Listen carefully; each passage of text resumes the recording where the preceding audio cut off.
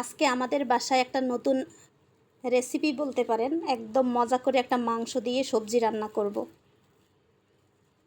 এই সবজিটা কে কে খেয়েছেন অবশ্যই কমেন্টে জানাবেন। আর আমি তো আজকে আলহামদুলিল্লাহ অনেক মজা করে রান্না করছি, গরুর মাংস দিয়ে লাউ দিয়ে।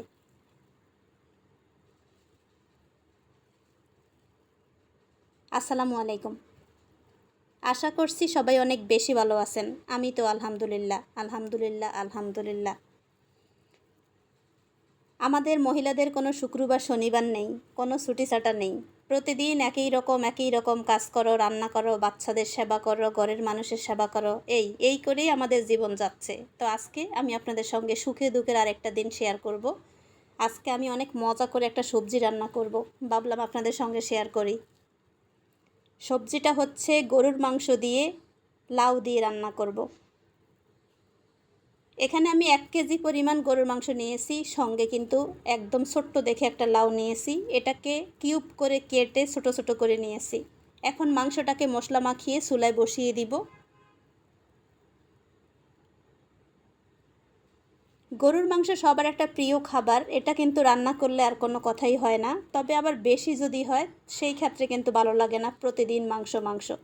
তো বাচ্চারা কিন্তু মাংস খেতে পছন্দ করে, সবজি খেতে পছন্দ করে না।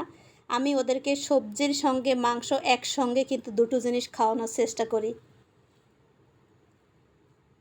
1 কেজি গরুর মাংস হাড্ডি চর্বি ছাড়া কিন্তু একদম পিওর দেখে মাংস নিয়েছি। হাড্ডি চর্বি দিলে কিন্তু আরও ভালো হয়, আমি কিন্তু দেইনি। তো আমি এখন মাংসটাকে ভালো করে কষিয়ে উপর থেকে একটু তেঁতুলের টক দিয়ে দিচ্ছি, যাতে মাংসটা তাড়াতাড়ি সেদ্ধ হয়।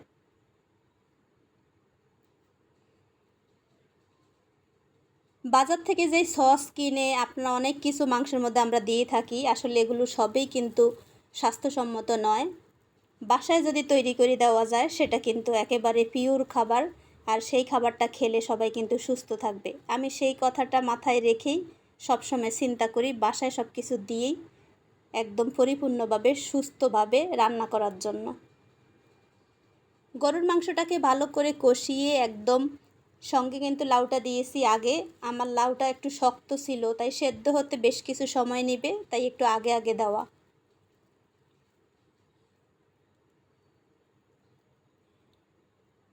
যখনই মাংস দিয়ে এই লাউ দিয়ে রান্না করব সেই ক্ষেত্রে কিন্তু মশলা উপকরণ একটু বেশি দিতে হয়। বেসিক যেই মশলা আমরা দিয়ে থাকি মাংসতে, হলুদ, মরিচ, লবণ, জিরা পাউডার, গরম মশলা পাউডার, ধনিয়া পাউডার, একসঙ্গে সবগুলো মশলা দিয়ে এখন ভালো করে লাউটাকে কষাবো 10 থেকে 15 মিনিটের মতো।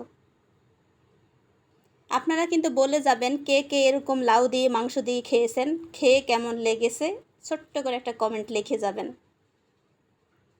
আমার কিন্তু অনেক বেশি ভালো লাগে লাউ দিয়ে গরুর মাংস।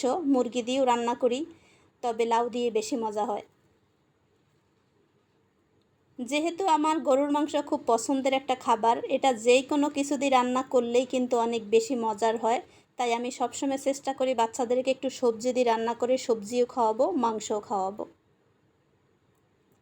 কষানোর এই পর্যায়ে দেখতেই পাচ্ছেন কালারটা যখন একটু চেঞ্জ হয়েছে, এখন একদম পাতিল ভরে পানি দিয়ে একদম ফাইনালি কুক হওয়ার জন্য রান্না করব আধা ঘন্টা। এতক্ষণ কিন্তু চুলাটা লো মিডিয়াম আছে ছিল, এখন চুলাটাকে একদম হাই হিটে দিয়ে ভালো করে টকবগিয়ে রান্না করব। আমরা যখন লাউ রান্না করব চিংড়ি মাছ দিয়ে, সেই ক্ষেত্রে কিন্তু মশলা খুব কম। কিছু কিছু সবজি আছে মশলা খুব কম দিতে হয়, সেই ক্ষেত্রে লাউ কিন্তু সেটাই। আর যদি মাংস দিয়ে রান্না করি সেই ক্ষেত্রে কিন্তু বেশি করে মশলা দিতে হয়। মাংসের যেই মশলাগুলো সেইগুলো দিয়েই মজা করে রান্না করা। ওই যে আমি আগে লাউটা অনেক শক্ত ছিল তাই আগে দিয়েছি, দেখতেই পাচ্ছেন লাউটা কিন্তু এখনও একদম বর্তা বর্তা হয়ে যায়নি, একটু শাক আছে। আমি কিন্তু এই পর্যায়ে 2 থেকে 3 মিনিটের মধ্যেই এটাকে নামিয়ে নিব।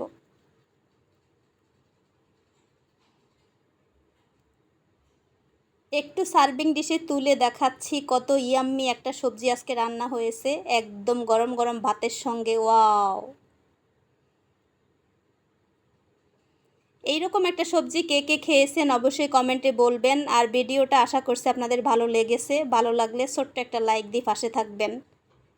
যারা অলরেডি আমার চ্যানেলটা সাবস্ক্রাইব করে ফেলেছেন তাদেরকে অসংখ্য ধন্যবাদ, যারা করেননি সাবস্ক্রাইব করে নিতে পারেন।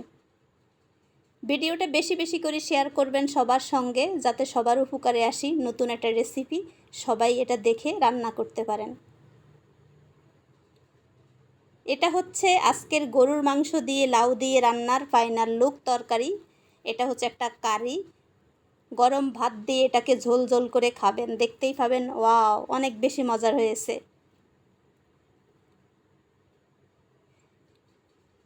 নতুন আরেকটা ভিডিও পাওয়া পর্যন্ত সবাই অনেক বেশি ভালো থাকেন। আল্লাহ হাফিজ, আসসালামু আলাইকুম।